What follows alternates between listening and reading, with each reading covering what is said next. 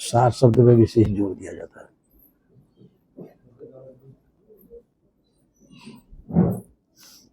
शब्द तो सभी है,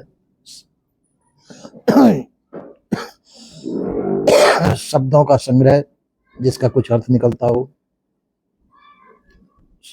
शब्द है सभी अक्षरों का समूह। पर सार शब्द क्या है? सार शब्द के विषय में कहा है निर्णय ग्रंथों में कि सार शब्द निर्णय को नामा जाते हुए जीव को काम। वह निर्णय वचन सार शब्द है जिससे जीव का कल्याण होता हो, उनको सार शब्द कहा जाता है।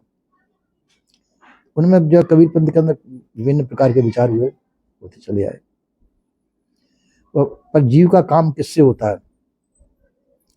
क्योंकि दो प्रकार की प्रक्रिया होती हैं, एक तो संसारोन्मुखी, एक कल्याणोन्मुखी। संसारोन्मुखी प्रक्रिया के द्वारा हमको संसार प्राप्त होता है, और कल्याणोन्मुखी प्रक्रिया के द्वारा संसार से छुटकारा होता है।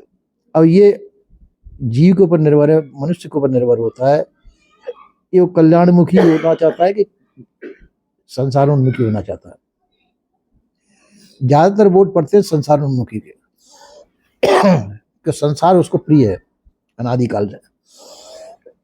जिस चीज से अनादिकाल से हमारा संबंध चलाया हो उसके प्रति हमारा झुकाव होता है। इस संसारोन्मुखी प्रक्रिया के अंदर भी देवी देवतावाद, ईश्वरवाद, नाना प्रकार के 6 दर्शन, 96 पाखंड आदि की तरफ लोगों का झुकाव चला है। इसकी तरफ झुकाव ज्यादा होने से उसका बहुमत माना जाता है। सदगुरु श्री कबीर साहब ने इन सबको छाना बीना और खोज की, और खोज करके इनमें सार नहीं पाया। संसारमुखी, चाटक, नैटक आदि ये तो क्रिया देखी गई, इनके अंदर सार वस्तु उनको ग्रहण नहीं हुई। इसलिए उनका सबका निषेध कर दिया सदगुरु श्री कबीर साहब ने, कि क्योंकि संसार की जो क्रिया होगी वो संसार में बांधेगी, आपको छुटकारा नहीं दे सकती, बंधन नहीं छुड़ा सकती है। जितनी भी मानिंदी है, मन मानिंदी है, ये संसारोन्मुखी है, संसार में बांधने वाली है। यदि संसार से छुटकारा चाहते हो, ये सभी मानिंदियों को छोड़ना पड़ेगा। देवी देवता, भूत प्रेत, ईश्वर खुदा, परमात्मा सभी कल्पित है, ये कोई वस्तु निर्णायक नहीं है। इसलिए इनके आश्रय का त्याग कर देना चाहिए, और इनके ऊपर जीवित रहना या आश्रित रहना अपनी भूल मानी जाती है। ये गुरुमुख निर्णय सदगुरु श्री कबीर साहब ने दिया। पर बाजे की इस पे विश्वास सबका नहीं होता है।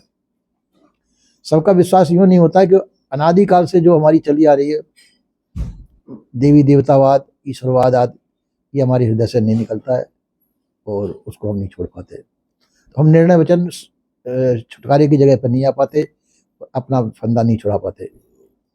कई कबीरपंथी भक्तों को भी देखा गया है कि वो भी नहीं छोड़ पाते, इस भ्रम को वो भी नहीं छोड़ पाते, जबकि जानते कि भ्रम है, कुछ नहीं है, फिर भी इस भ्रम को नहीं छोड़ पाते और उसमें बंधे हुए रह जाते हैं। तो सदगुरु श्री कबीर साहब ने तो निर्णय दिया और सत्य कसौटी वर्क के दिखाया, और फिर भी हम नहीं छोड़ पाते, ये हमारी अपनी कमजोरी मानी जाती है। तो इसी प्रकार से हमको चाहिए कि जो निर्णय में ठहरती हो चीज, सत्य ही निर्णय में ठहरती है, असत्य निर्णय में नहीं ठहर सकती। तो